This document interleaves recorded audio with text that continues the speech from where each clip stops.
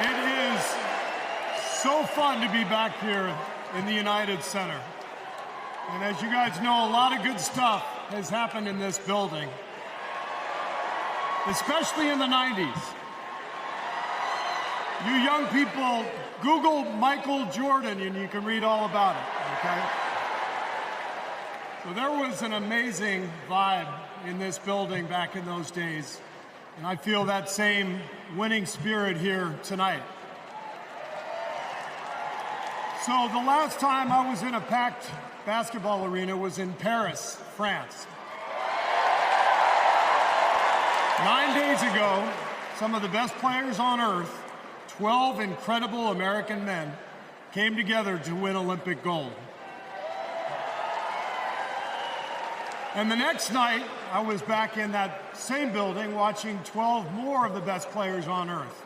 Our incredible American women do the same thing. And I cannot think of a better metaphor for what this country is all about than the way Team USA came together at the Olympics.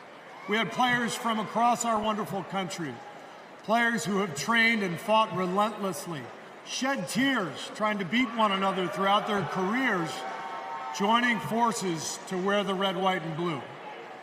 And when we won, the American flag raised to the rafters, the national anthem playing, gold medals draped around the necks of our players whose hands were held over their hearts. It was the proudest moment of my life. Thank you.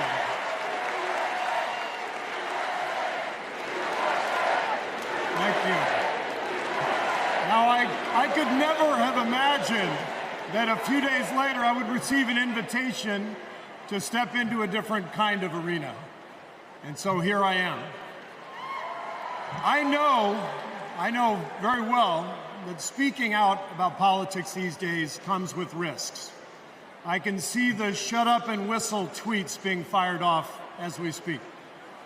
But I also knew as soon as I was asked that it was too important as an American citizen not to speak up in an election of this magnitude.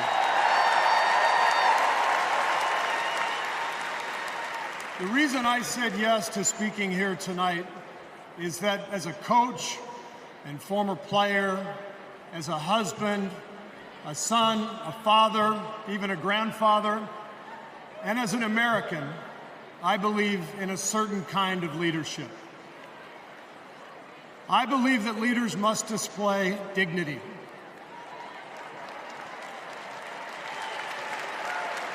I believe that leaders must tell the truth. I believe that leaders should be able to laugh at themselves. I believe leaders must care for and love the people they are leading. I believe leaders must possess knowledge and expertise, but with the full awareness that none of us has all the answers.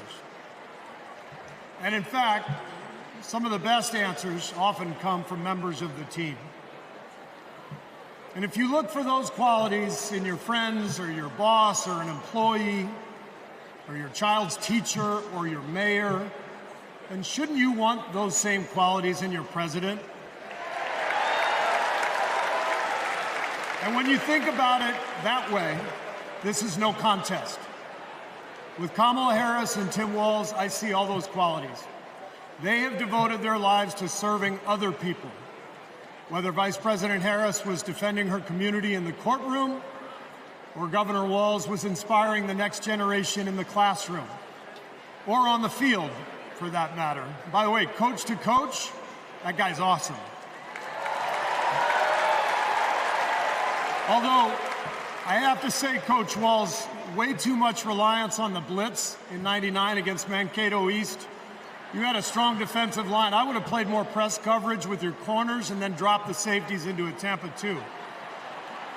That's just me. Sorry. I wanted you to know how I feel every day of the NBA season, all right? But listen, the joy, the compassion, the commitment to our country that we saw at the Olympics, that is what Kamala Harris and Tim Walz have. And it is what our country needs. Leadership, real leadership. Not the kind that seeks to divide us, but the kind that recognizes and celebrates our common purpose. Think about what our team achieved with 12 Americans in Paris, putting aside rivalries to represent our country. Now imagine what we could do with all 330 million of us playing on the same team. Not as Democrats, not as Republicans, not as libertarians, but as Americans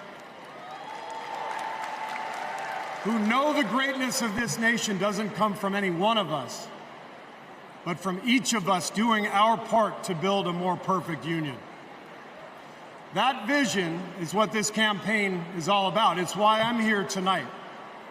And it's why I'll be getting out every day to help people get out and vote on November 5th and elect Kamala Harris and Tim Walz as the next president and vice president of the United States.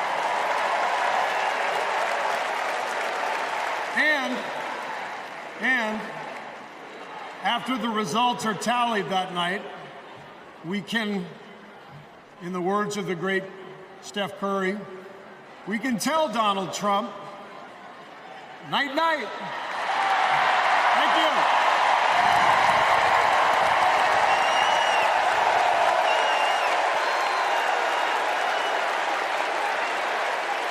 Thanks for watching. Stay updated about breaking news and top stories on the NBC News app or follow us on social media.